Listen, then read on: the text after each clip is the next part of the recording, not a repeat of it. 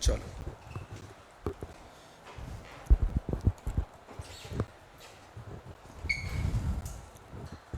तो साथी last class में हमने एडजॉइंट ऑफ मैट्रिक्स की कई सारी प्रॉपर्टीज डिस्कस करी थी, तो एक बार फटाफट उसको समराइज कर लेते हैं, फिर आगे चलेंगे।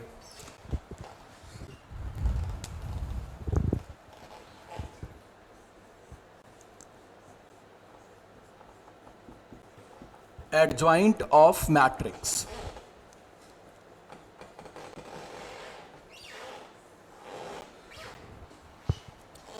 एडजॉइंट ऑफ मैट्रिक्स कैसे कंप्यूट करते हैं, सारी बातें आपको पता है। अगर आप कभी भी किसी मैट्रिक्स का एडजॉइंट कंप्यूट कर रहे हो तो बच्चे इसके लिए आपको कुछ बातों का ध्यान रखना है। सपोज आपके पास कोई भी मैट्रिक्स ए है, उसका आप एडजॉइंट लिख रहे हैं, adjoint of matrix A. It means simply आप पहले को फैक्टर मैट्रिक्स निकालेंगे, देन उसका ट्रांसपोज लेंगे। एक तो ये बात डिस्कस हो गई थी। दूसरी बात साथ में ये भी हमने डिस्कस कर ली थी कि adjoint of A into B जो है, that will be equal to adjoint of B into adjoint of A.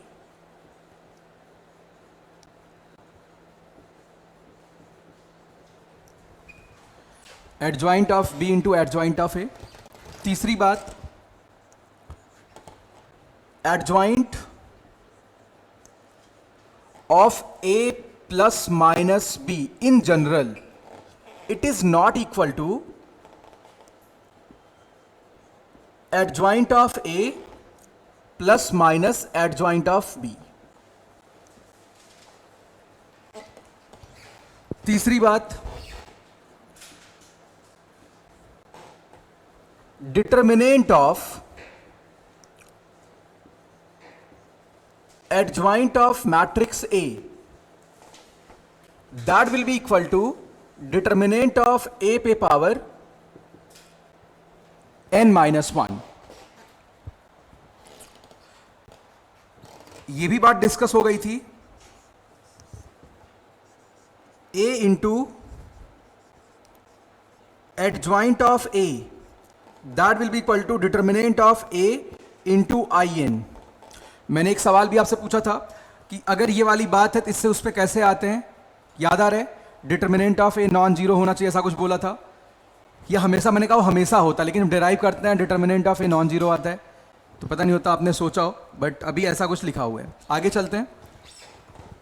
Sixth, adjoint of matrix A,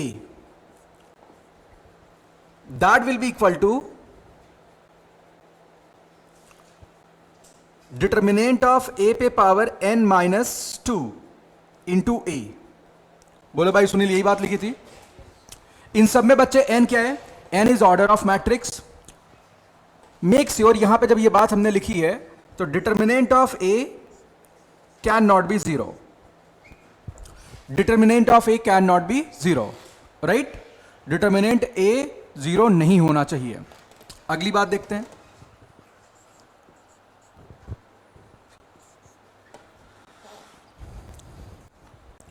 determinant of adjoint of A, this is equal to determinant of A पे power n minus 1 का whole square. Again determinant of A can not be zero.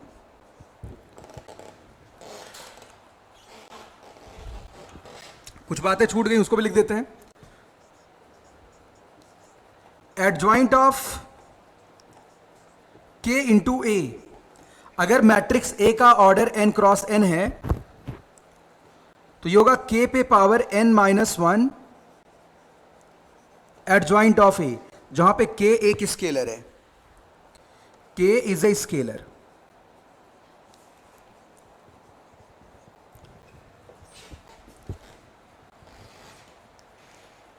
Right? ये सारी बातें भाई आपको पता होनी चाहिए। इस पे आईआईटी ने एक बहुत ही फैंटास्टिक प्रॉब्लम पूछा, पहले उसी से डिस्कशन स्टार्ट करते हैं। वैसे कल जो मैंने वीडियो बनाई थी उसमें लास्ट में वही सवाल मैंने डिस्कस किया था, बट अंत में क्या हुआ, वॉइस चली गई थी 6 मिनट के लिए, तो वीडियो में आवाज़ नहीं है, तो दोबारा उसे कर लेते हैं सवाल। वो तुम्हारे बैच में नहीं हुआ था।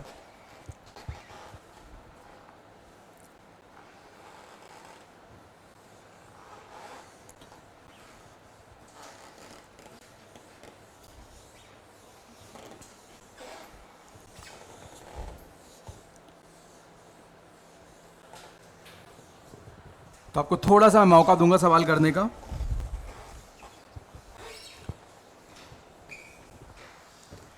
देखते हैं एडवांस कैसे अस्तर के सवाल पूछता है।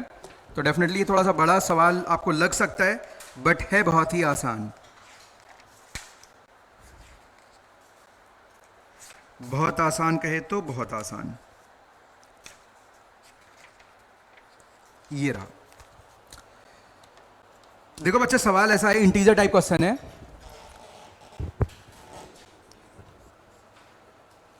ये दिया हुआ है के कोई भी पॉजिटिव रियल नंबर है,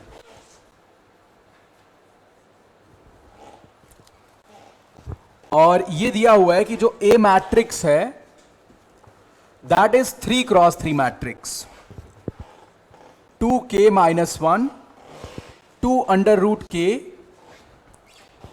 2 under root k, 2 under root के, 1 -2k, -2 अंडर रूट के, 2k।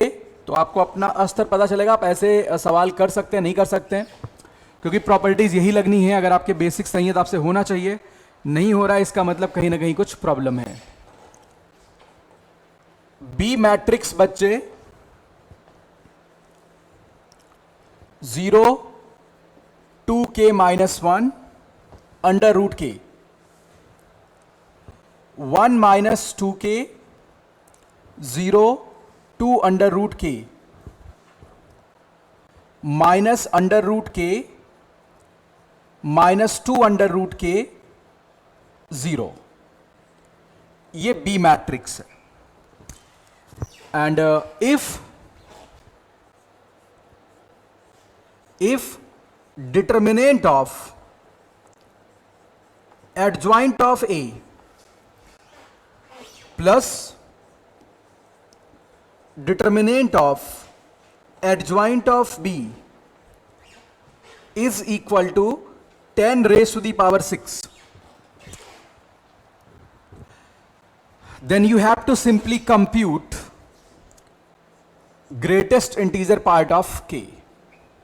इसकी वैल्यू बतलानी है। तो मुश्किल से 2-3 मिनट में आप करो, 3 मिनट का समय ले लो, करो। एडवांस में भाई थोड़ा बहुत कैलकुलेशन करना होता है, इसमें थोड़ा बहुत ही कैलकुलेशन है, बहुत नहीं है।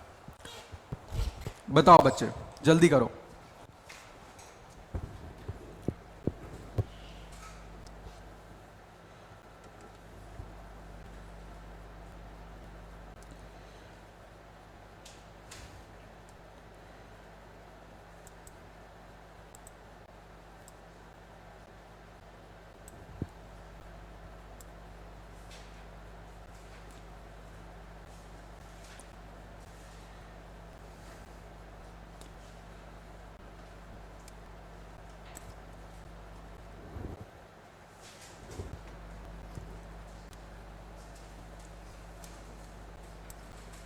करो भाई, करो फास्ट।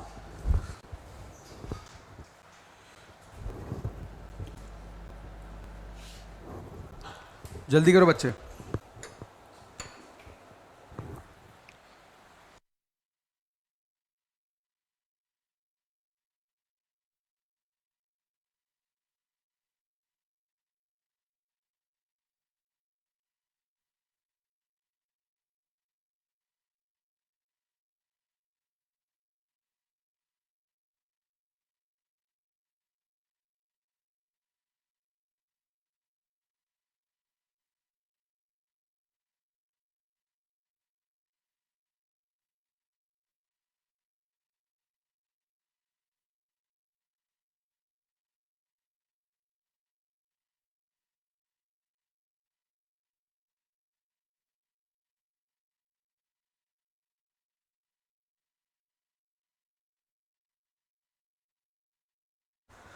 बोलो साथी, कोई आइडिया स्ट्राइक किया?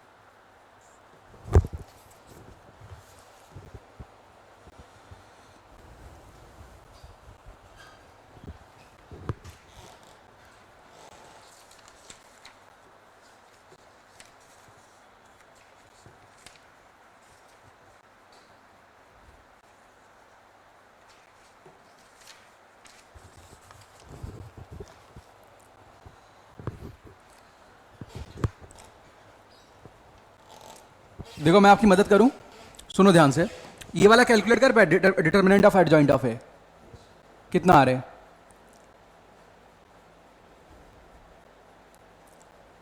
चलो एक एक मिनट सुनो गौर से। सबसे पहले इसको देखते हैं, कितने लोग ये पहचान पा रहे हैं कि जो ये मैट्रिक्स लिखी हुई है this is A skew symmetric matrix? पहचान गए?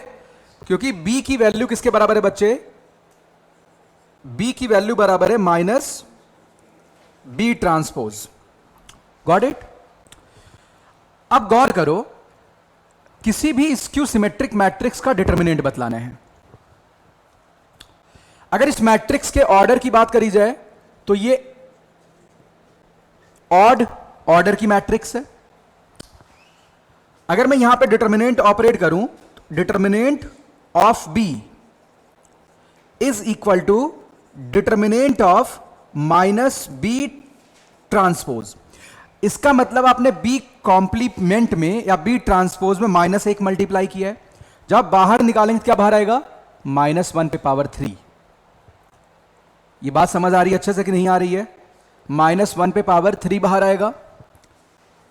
तो बच्चे डिटर्मिनेंट b बराबर -1 पे पावर 3। आप देखो आईआईटी कितना डीप में जाके बातें करता है भाई। अब बच्चे ट्रांसपोज और गिवन मैट्रिक्स दोनों का डिटर्मिनेंट क्या होता है? सेम।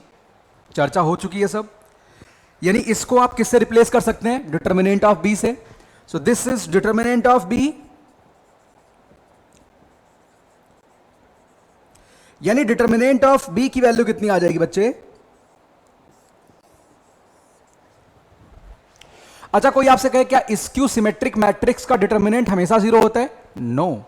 अगर मैट्रिक्स का ऑर्डर इवन होता, 2 क्रॉस 2 होता, 4 क्रॉस 4 होता, तो आप -1 पे पावर 4 बाहर निकालते, तब यह बात नहीं होती। बहुत इंपॉर्टेंट बात है, पॉइंट टू बी नोटेड, कि अगर ऑड ऑर्डर की मैट्रिक्स है तो ऐसे स्क्यू सिमेट्रिक मैट्रिक्स है तो उसका डिटर्मिनेंट क्या होगा? हमेशा 0। तो यह बात लिख लेते हैं, determinant of skew symmetric matrix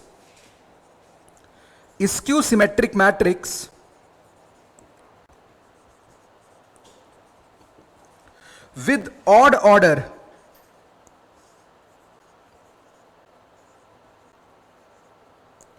बराबर 0 हमेशा 0 होता है। बोलो बच्चे हां या ना? अब आपके पास डिटर्मिनेंट की वैल्यू 0 आ गई, तो determinant of adjoint of B क्या होगा? Of course 0। ये कहानी क्रिस्टल क्लियर है? कोई दिक्कत तो नहीं है? तो भाई ये वैल्यू तो खत्म ही हो गई, ये वैल्यू शून्य हो गई। अब तुम्हें केवल determinant of adjoint of A निकालना है। अच्छा determinant of adjoint of A कितना होगा Sunil? Determinant of adjoint of A कितना आएगा? n-1, यानी डिटर्मिनेंट ऑफ ए पे पावर 3-1, यानी डिटर्मिनेंट ऑफ ए का स्क्वायर। तो आप डिटर्मिनेंट ऑफ ए कैलकुलेट कर लो, ये आएगा 2k+1 का होल क्यूब। कर पाओगे? कैलकुलेशन कर लेना थोड़ा बहुत, राइट? कोई समस्या नहीं। तो बच्चे अब यहां से तुम्हारे पास 2k+1 का क्यूब और इसका स्क्वायर प्लस 0 बराबर 10 पे पावर 6। देख लो कितना प्यारा सवाल है, 6 इसीलिए दिया था। यानी बच्चे 2k+1 कितना आ जाएगा? 10। तो k कितना आ जाएगा? 4.5।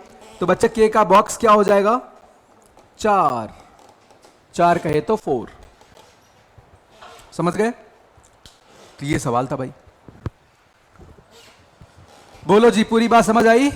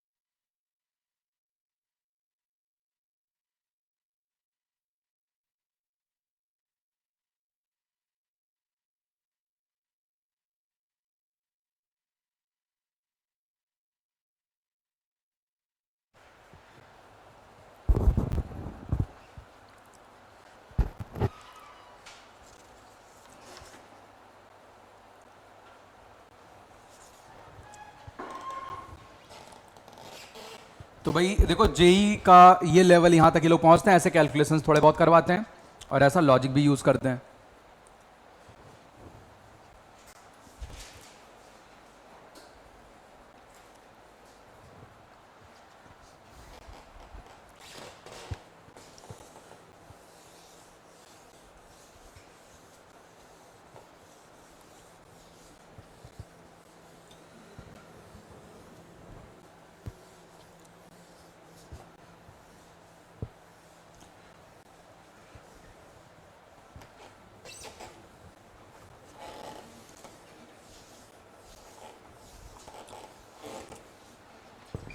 चलिए अगला प्रॉब्लम देखते हैं। अब ऐसा कुछ सवाल आया भाई, if delta zero is determinant of matrix A with order with order 3 cross 3,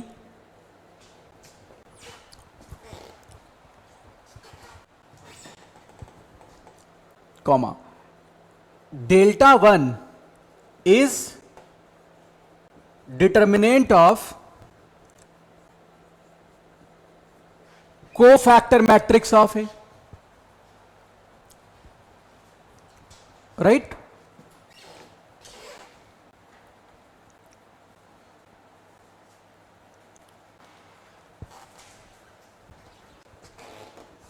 Delta 2 is determinant of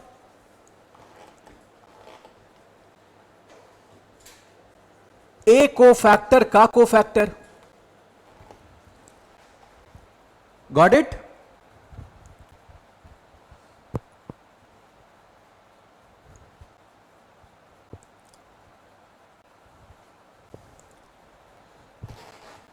and so on, मतलब ऐसे हम चलते जा रहे हैं। Then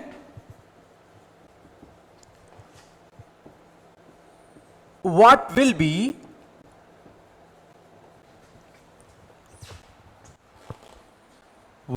be delta n in term of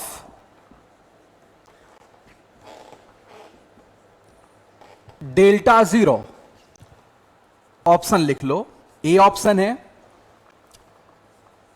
delta zero पे पावर n माइनस वन, दूसरा option है डेल्टा जीरो पे पावर n माइनस वन का स्क्वायर,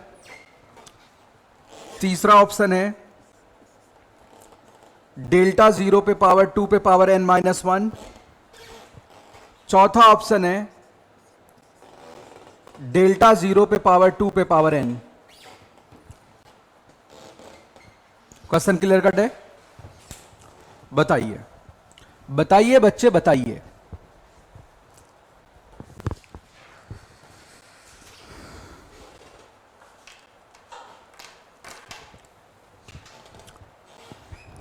अच्छा कितने लोग चलो मेरे साथ साथ करो, कितने लोग सहमत हो मेरी इस बात से कि डिटर्मिनेंट ऑफ ए को फैक्टर निकालो या फिर डिटर्मिनेंट ऑफ एडजॉइंट ऑफ ए निकालो? बात तो एक ही है, क्योंकि एडजॉइंट ऑफ ए कैसे मिलता है? एक को फैक्टर का ट्रांसपोज लेने पे। एंड एज यू नो कि डिटर्मिनेंट ए और डिटर्मिनेंट ए ट्रांसपोज परस्पर बराबर होते हैं।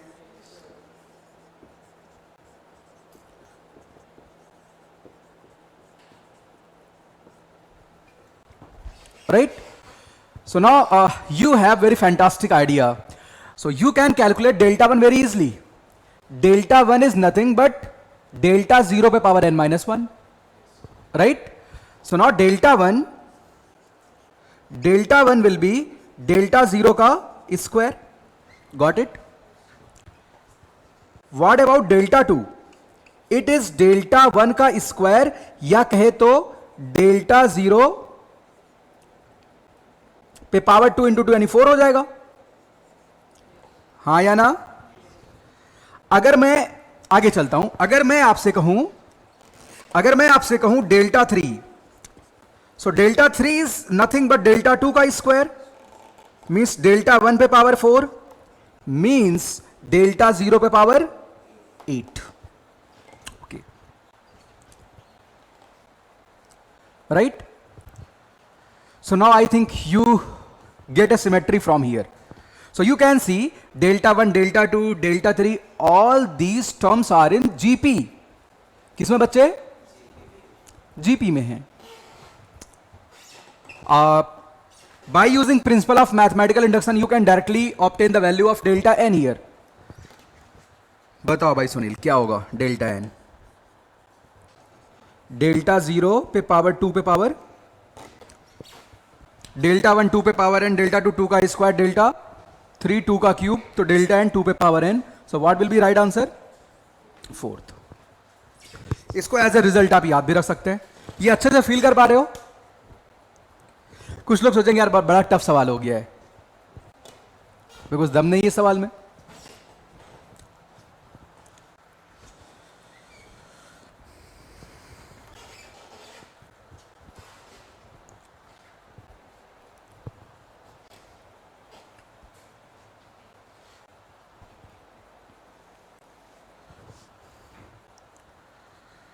तो मैं रब कर दूं?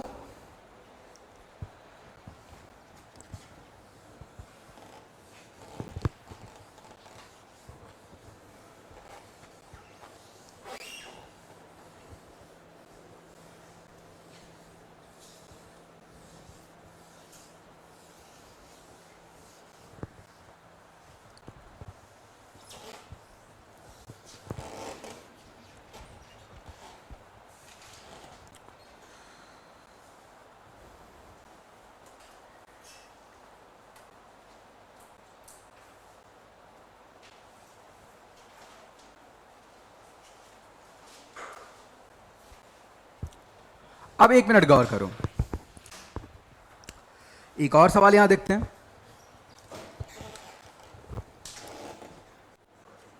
If A matrix equal to a I j n cross n and B is another square matrix b I j n cross n, if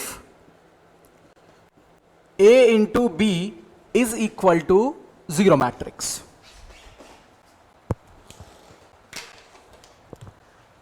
then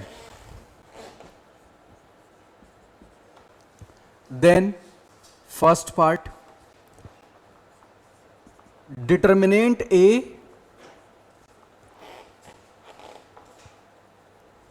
or determinant B will be 0.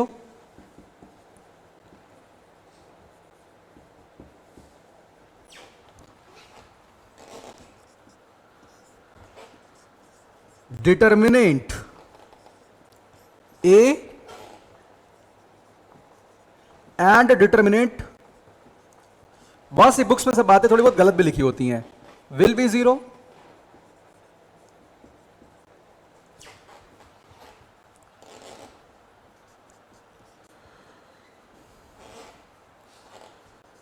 It may be possible that none of determinant A or determinant B is 0.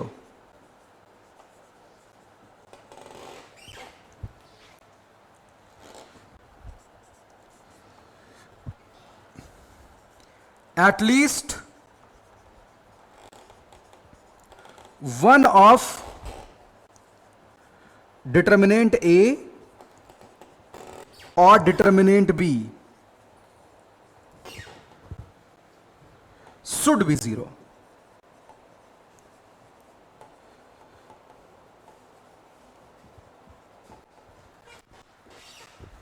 First and fourth identical से options हैं. बताओ आपका क्या तर्क है यहां पे? देखो आपको यह प्रॉपर्टी पता है कि डिटर्मिनेंट ऑफ, देखो बहुत कंफ्यूज करती है ये प्रॉपर्टीज भाई, बहुत ही ज्यादा। ये होता है determinant A into determinant B, got it? ये बात तुम्हें पता है कि determinant of A into B is equal to determinant A into determinant B. So if you are going to follow this track, तो determinant of A into B की value zero आएगी, because in right hand side you have null matrix. So this is zero. Zero equals determinant A into determinant B. अब दो number का product zero हो रहा है, एक तो पक्का जीरो होना चाहिए, मैथ तो यही कहता है, राइट? यानी एटलीस्ट वन ऑफ डिटर्मिनेंट ए और बी विल बी जीरो। लेकिन अब देखो एक यहां पे मिथ भी है, गौर करना। हमने कहा था ए इंटू बी अगर नल मैट्रिक्स है तो ये कंपलसरी नहीं ए और बी में से कोई एक नल हो, नॉन नल भी हो सकती हैं। ऑर्थोगोनल वेक्टर्स की एंट्री करते थे। पूरी कहानी समझ आ रही है? तो अगर मैं ए मैट्रिक्स बनाऊं ताकि ए इंटू बी जो भी है वो नल आ जाए, तो देखो मैं यहां पे एक्स वाई प्लेन में कुछ वेक्टर्स चूज कर लेता हूं। ये देखो बच्चे, एक वेक्टर रहा, इसका कंपोनेंट है 1,1। दूसरा वेक्टर है, इसका कंपोनेंट लेट्स सपोज 3,3 है। तीसरा इसी पे परपेंडिकुलर वेक्टर है, इसका कंपोनेंट मान लेते हैं √2, -√2 है। आगे बढ़ते गए तो अगले का मान लेते हैं √π।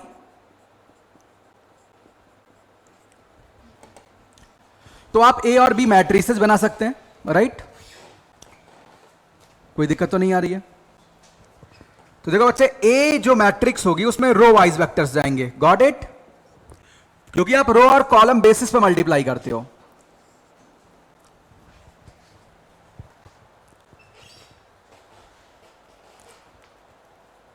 ये बहुत अजीब बात है,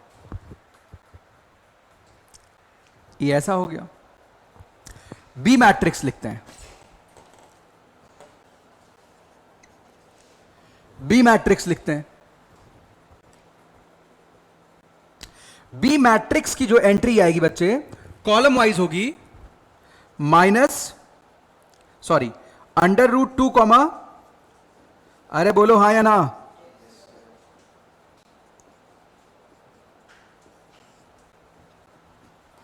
ओके।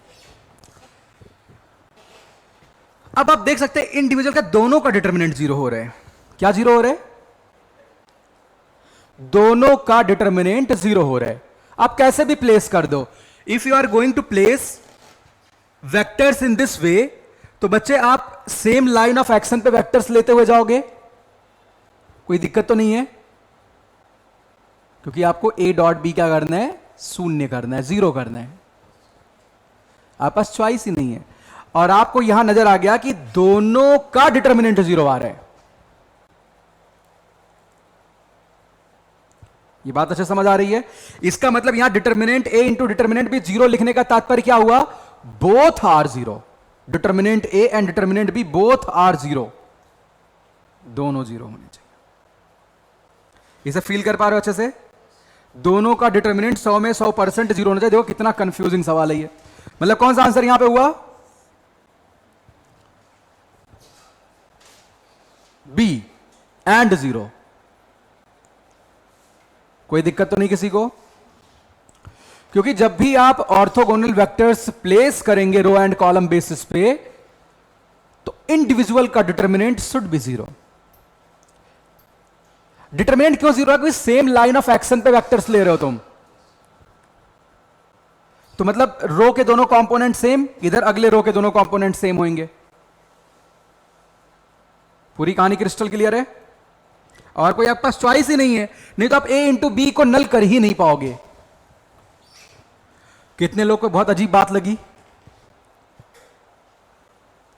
अगर कोई वहां से जाता क्या करता?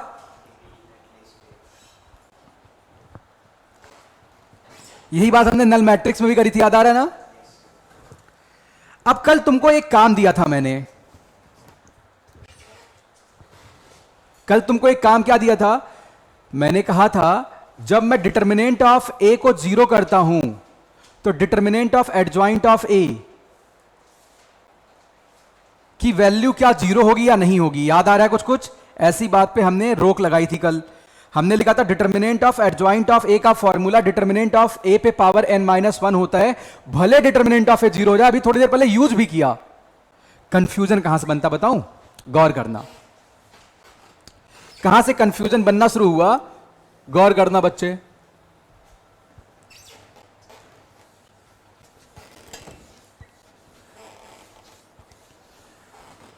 मेरे प्यारे प्यारे बहादुर बच्चों, गौर करो। आप किसी भी मॉड्यूल, आप इनफैक्ट तुम गूगल कर सकते हो, you can never get the right answer from there.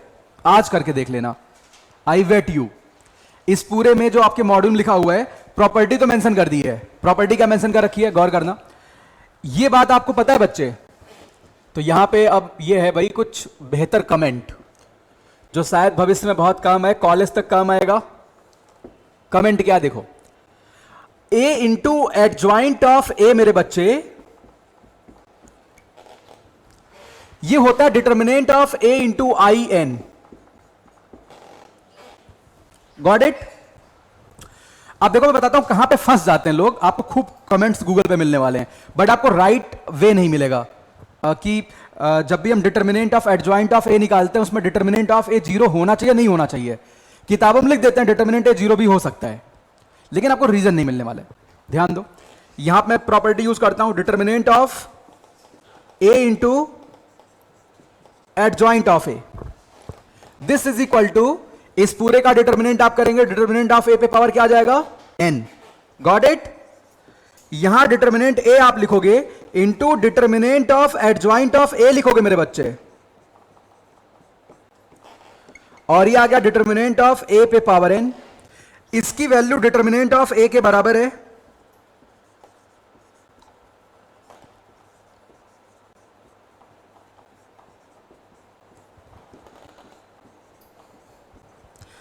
इससे जब आप डिवाइड करोगे, क्योंकि तुम डिवाइड करने जा रहे हो, तो आप लिख देते हो determinant A is not equal to zero. तो यानी if determinant A is not equal to zero, this implies that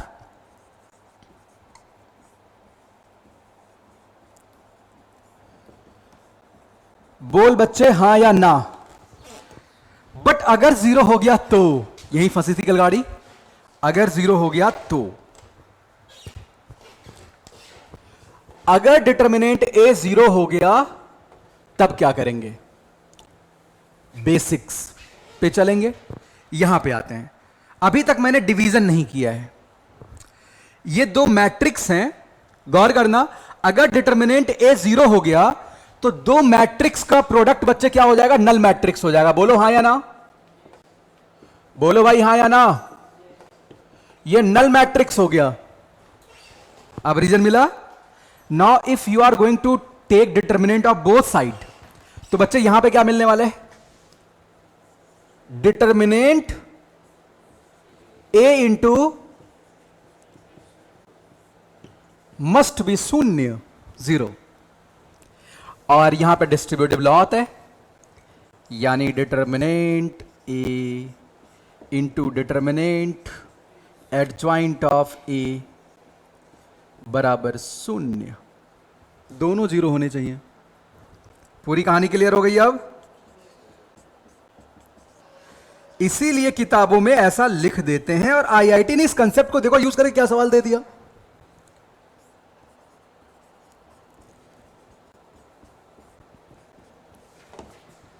low भाई, यही मैं आपसे एक्सपेक्ट कर रहा था, करके आओगे।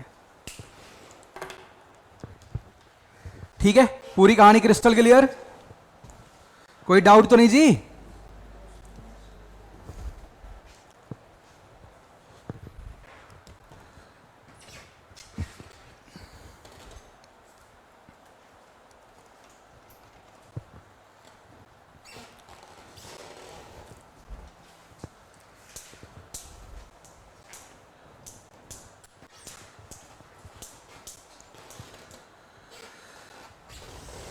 तो मैं रब कर रहा हूं।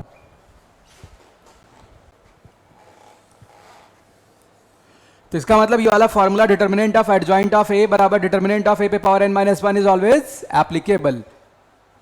लेकिन ये बड़ा कंफ्यूजन अगर कोई यहां से आएगा, सभी किताबों में ये दिया होता है, तो वो अपने आप को प्रूफ नहीं कर पाते हैं कि डिटर्मिनेंट ए 0 हो जाएगा तो क्या होगा। Right, got it.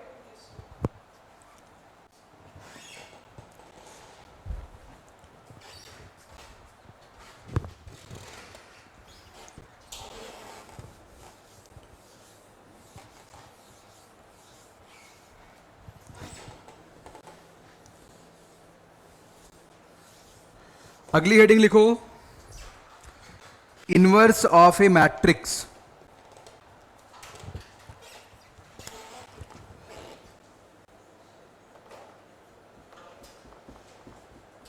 Inverse of A square matrix.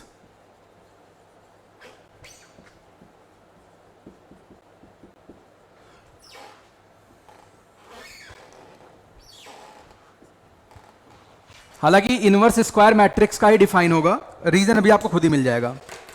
जैसे मैं नंबर्स की बात करूं बच्चे, मैं कहूं एक नंबर दूसरे नंबर का इनवर्स है, इसका मतलब दोनों को गुणा किया जाए क्या मिलना चाहिए? 1। क्या मिलना चाहिए? 1। अब यहां पे मैं बोलता हूं कि मेरे पास दो मैट्रिक्स है, let we have two matrix A I J, ये बच्चे n क्रॉस n ऑर्डर की मैट्रिक्स है, और बच्चे दूसरी मैट्रिक्स बी है बी आई J n cross n order की है। अब मैं ये कहता हूं if B is inverse of A, inverse of A, तो इसका मतलब सीधे तौर पे यह है कि आप A इंटू बी, या अगर आप B इंटू A मल्टीप्लाई करते हैं, you will get identity matrix.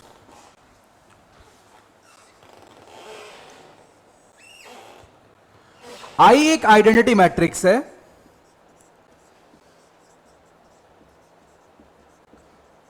Identity matrix of same order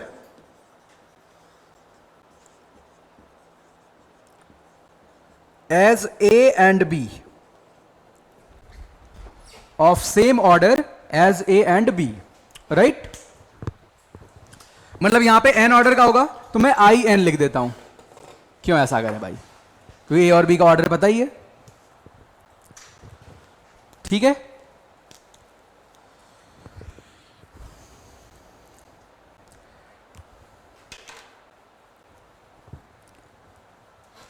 अब बच्चा डेफिनेशन पे आते हैं। ये पूरी कहानी क्रिस्टल क्लियर है, कोई दिक्कत तो नहीं है?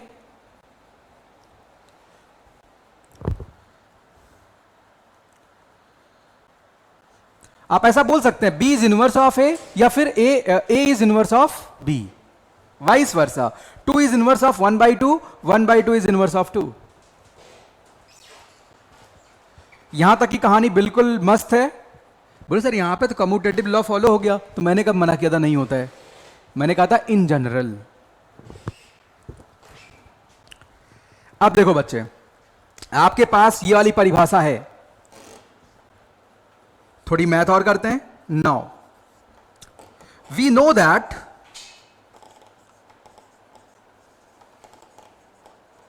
अब क्या पहले से जानते थे? As we know that A into adjoint of matrix A, that will be equal to determinant of A into IN। बोलो भाई हाँ या ना? मुझे A का इनवर्स निकालना है। Objective is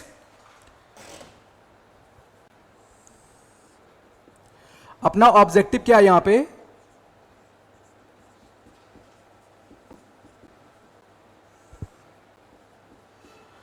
to find inverse of A।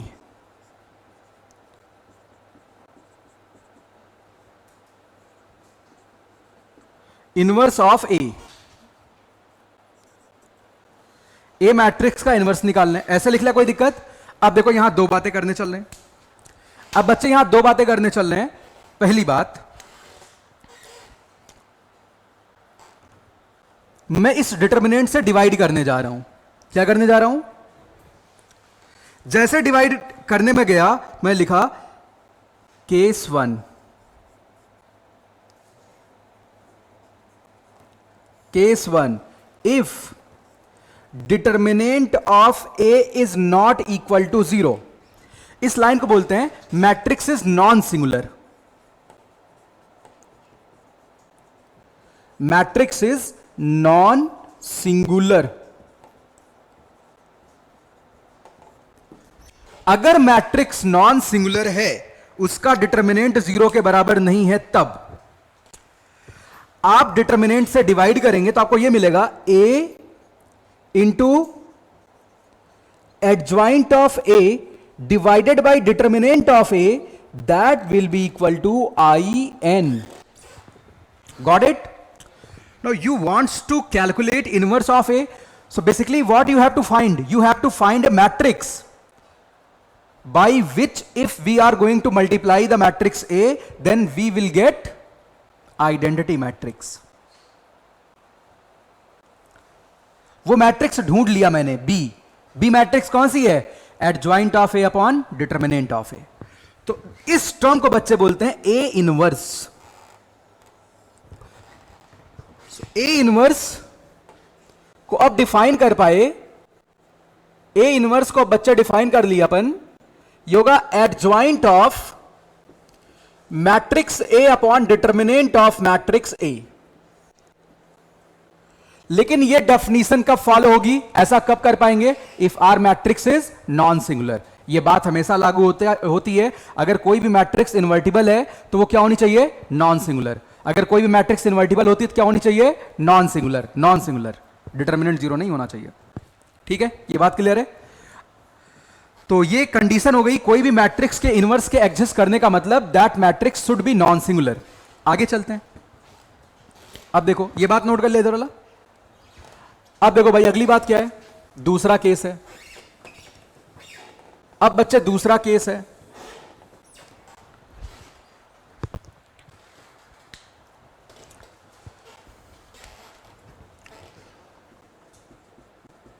Case 2,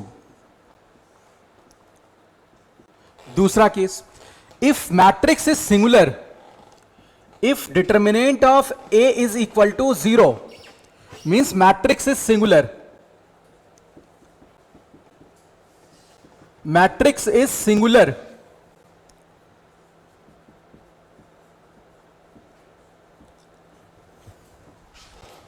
then you can not divide by determinant of A, right? आप डिवाइड नहीं कर सकते हैं, तो मैट्रिक्स इन्वर्टिबल नहीं होगा।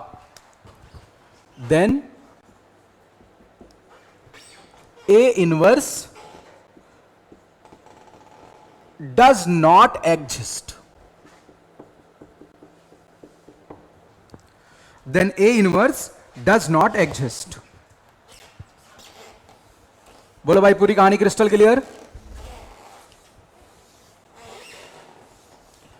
इनवर्स निकालने से पहले आपको पहली हरकत कर लेनी है, आप चेक कर लो इनवर्स एग्जिस्ट कर भी रहा है कि नहीं कर रहे हैं।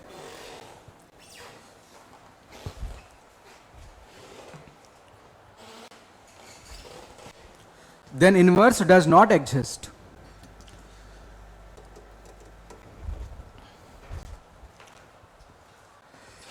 कैलकुलेशन आसान, हमने एडजॉइंट के सवाल खूब कर रखे हैं। Adjoint of A upon determinant of A करती हमें क्या मिल जाएगा? इनवर्स मिल जाएगा मैट्रिक्स का। वो ठीक है, हम कर लेंगे, बट थोड़ी प्रॉपर्टीज पे अब फोकस कर लिया जाए। ये सब नोट कर लिया है? तो आप लिख लो प्रॉपर्टीज। प्रॉपर्टीज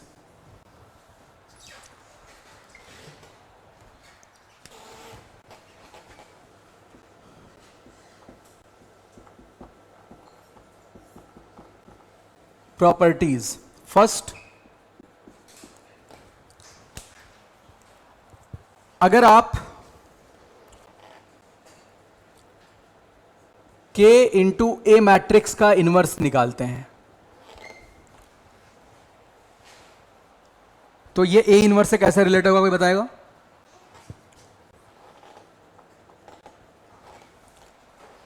फंस गई गाड़ी फिर से। आप बहुत खतरनाक हो, गौर करो। के इंटू ए का इनवर्स निकाला, बेसिक्स पे चलो, तो ये होगा बच्चे adjoint of k A, got it, upon determinant of k A. Determinant of के में क्या बाहर आएगा?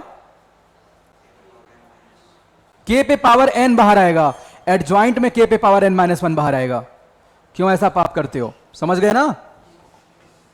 तो यानी ओवरऑल क्या बाहर आ गया? 1/k, got it, adjoint of A upon determinant of A. बोलो बच्चे हाँ या ना? सो 1/k ए इनवर्स हो जाएगा। ये 1/k A inverse, make sure कि k नॉन जीरो होना चाहिए। कुछ लोग बोले सही तो सीधा था, आप इनवर्स ऐसे ले आते तो k इनवर्स ऐसे 1/k हो जाता। नहीं भाई, आप वहां से आना, ठीक है? आप कर सकते हो, आपको पता चल गया, फील कर पा गए आप। पहले हम बेसिक्स पे गए। अगली बात देखते हैं बच्चे।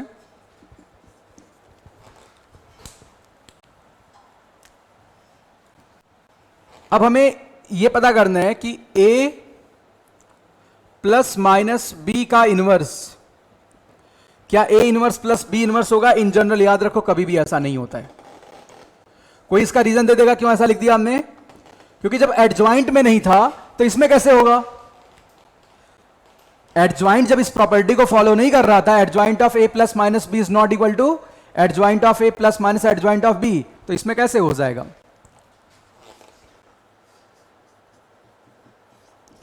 तीसरी बात,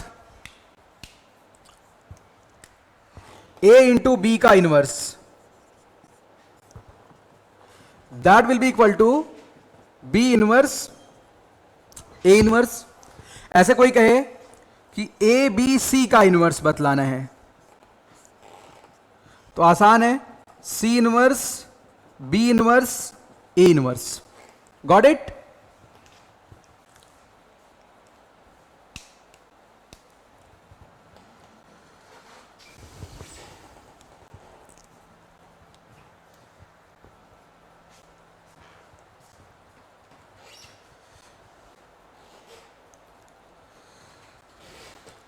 तो मैं एक बार चेक कर लेता हूं कुछ मिसिंग तो नहीं है।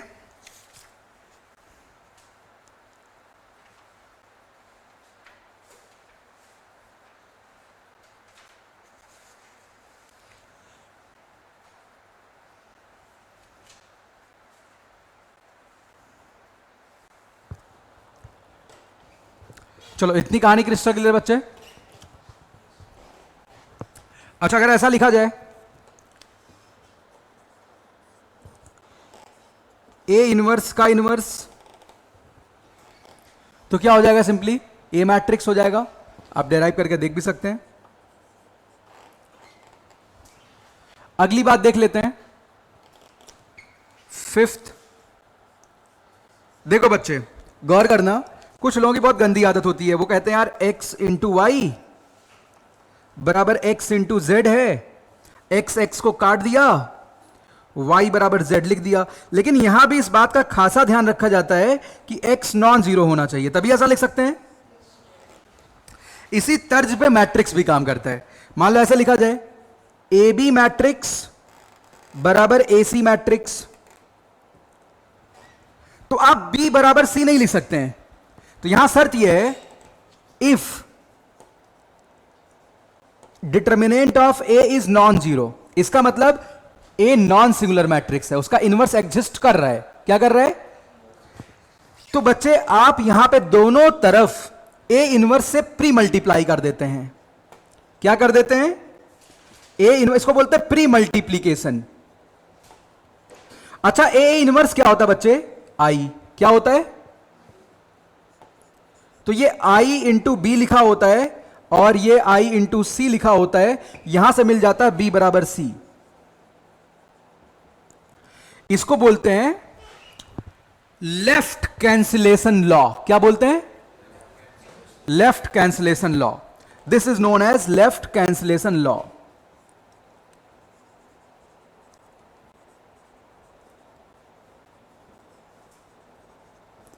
Left cancellation law. लेकिन शर्त है आप यहां से इस स्टेटमेंट पे तभी आएंगे जब एक ऐसा मैट्रिक्स हो इन्वर्टिबल, नहीं तो आप नहीं लिख सकते हो, यू कैन नॉट राइट। कोई दिक्कत तो नहीं किसी को?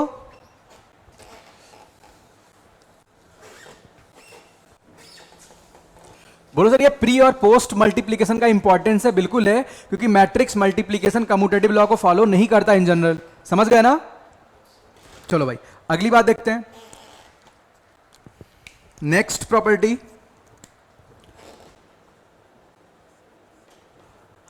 अब देखो बच्चे ऐसा लिखा हुआ है, अगर ऐसा लिखा जाए b इंटू ए बराबर c इंटू ए,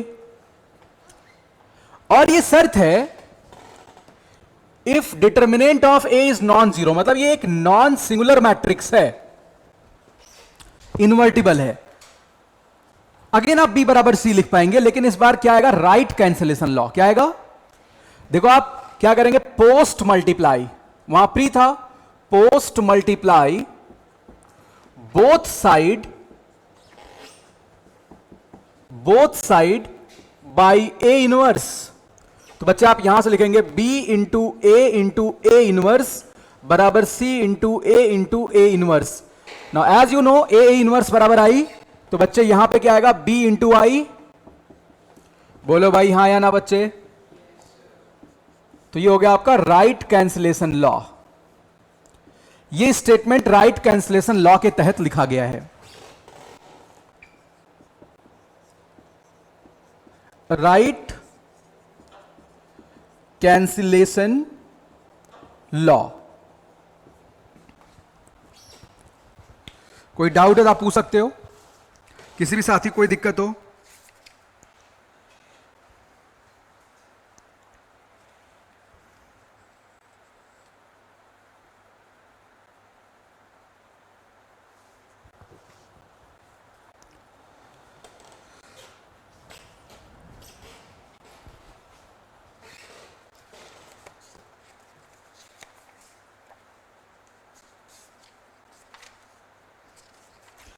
बोलो बच्चे पूरा पिक्चर क्लियर? की दिक्कत है? चलो एक सवाल इसी बहाने फिर कर लेते हैं, और आज का ये आखिरी सवाल है, लिखिए सभी लोग। If A is an orthogonal matrix, if A is an orthogonal matrix, if A is an orthogonal matrix, if A is an orthogonal matrix, then inverse of A will be equal to, if A is an orthogonal matrix, यानी एक ऐसा matrix है orthogonal, A transpose I है, then A inverse this is given to you, और ये निकालना है will be first option A, second option A square, third option A transpose, fourth option जो आपको बहुत पसंद है नॉन ऑफ दीज। देखो बच्चे अगर मैं ऑर्थोगोनल मैट्रिक्स की बात करूं, गौर करना आप, अगर ए कोई भी ऑर्थोगोनल मैट्रिक्स है तो ए ट्रांसपोज बच्चे क्या होता है, यानी अगर मैं ऑर्थोगोनल मैट्रिक्स का डिटर्मिनेंट निकालूं तो determinant A transpose should be equal to 1। A transpose और ए का डिटर्मिनेंट एज यू नो कि भाई दोनों बराबर होते हैं। बोल बच्चे हां या ना? तो आपको डिटर्मिनेंट ए का जो स्क्वायर है वो एक के बराबर मिल गया बच्चे, यानी डिटर्मिनेंट ए कितना आएगा? +-1, यानी मैट्रिक्स इन्वर्टिबल है। Got it? नॉन सिंगुलर है। चलो एक और बात पता चल गई कि ऑर्थोगोनल मैट्रिक्स का डिटर्मिनेंट क्या होता है, आइदर +1 और -1। क्लियर? चलिए अब ऑप्शन कैसे देखा जाए भाई, ए इनवर्स निकालना है। बोलो भाई क्या किया जाए यहां पे, how we can calculate inverse? अरे आसान सी बात है ना। देखो ए ट्रांसपोज क्या है, बोल भाई, नॉन सिंगुलर हो चुका है। So now you are in position to pre and post multiply by A inverse. A inverse A into A transpose, ये बच्चे कितना हो जाएगा, ए इनवर्स, ए इनवर्स क्या होगा, आई एन,